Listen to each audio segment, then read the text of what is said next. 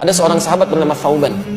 Ini Masya Allah, Thauban ini rajin sholat berjamaah Pak. Sahabat Nabi, sangat soleh, rajin ibadahnya, dan tidak pernah meninggalkan ibadah di masjid. Dan posisinya selalu pojok kanan. Pojok kanan. Tapi niatnya bukan ingin mojok. Niatnya bagaimana saya bisa khusyuk ibadah dan tidak mengganggu orang.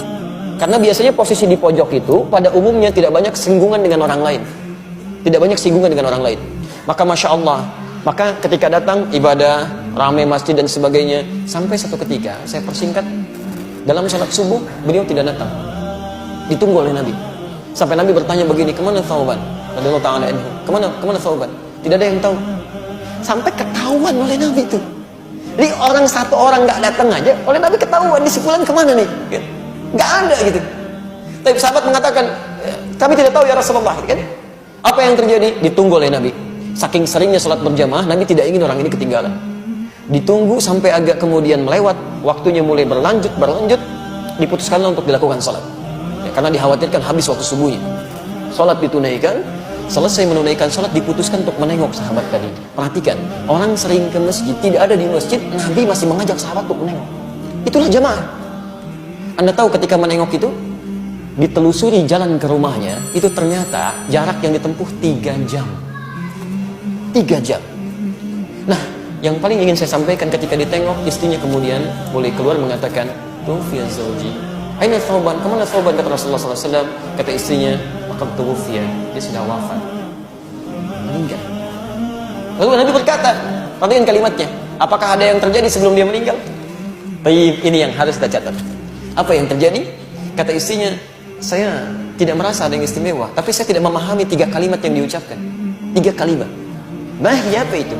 Nah, ini hikmahnya yang harus kita tangkap. Sebelum beliau meninggal dalam sakaratul mautnya, beliau mengatakan, kenapa nggak lebih jauh lagi, katanya. Kalimat pertama, saya tidak paham itu. Kalimat kedua, kenapa bukan yang baru, katanya kan? Kenapa bukan yang baru? Dan kalimat ketiga, kenapa tidak semuanya aja? Tapi Rasulullah SAW tersenyum, lantas menyampaikan, turun berita dari langit menyampaikan, teman-teman sekalian, ketika Thauban mengatakan kenapa tidak lebih jauh lagi, kita mesti pahami, sebelum seseorang meninggal dunia dalam sakaratul mautnya, itu akan ditampakkan keadaan amalnya. Nah, ini ditampakkan bahwa ketika beliau berangkat ke masjid itu ditampakkan pahala-pahala kebaikannya. Maka dia katakan, ya Allah, kenapa nggak lebih jauh lagi masjidnya? Sehingga ketika saya jalan itu mendapatkan lebih daripada itu. Bukankah langkah pertamanya mengangkat derajat di sisi Allah? Langkah keduanya menggugurkan dosa yang dibawa. Masjidnya tempatnya 25 lebih bagus daripada tempat biasa. Yang satu keduanya 500 tahun, 2 ketiganya 500 tahun, 3 keempatnya 500 tahun. Kata sahabat Thauban, ya Allah, kenapa nggak lebih jauh lagi?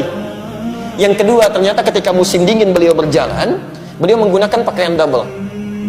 Yang paling dalam itu pakaian barunya, yang luar pakaian lamanya.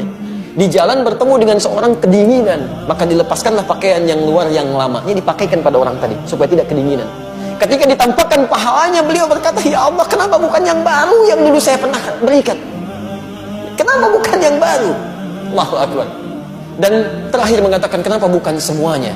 Karena beliau terbiasa bersedekah pada orang, memberikan kebaikan-kebaikan, kadang-kadang berbagi dengan orang lain. Ketika ditampakkan pahalanya, Allah, kenapa nggak semuanya aja dulu saya kerjakan?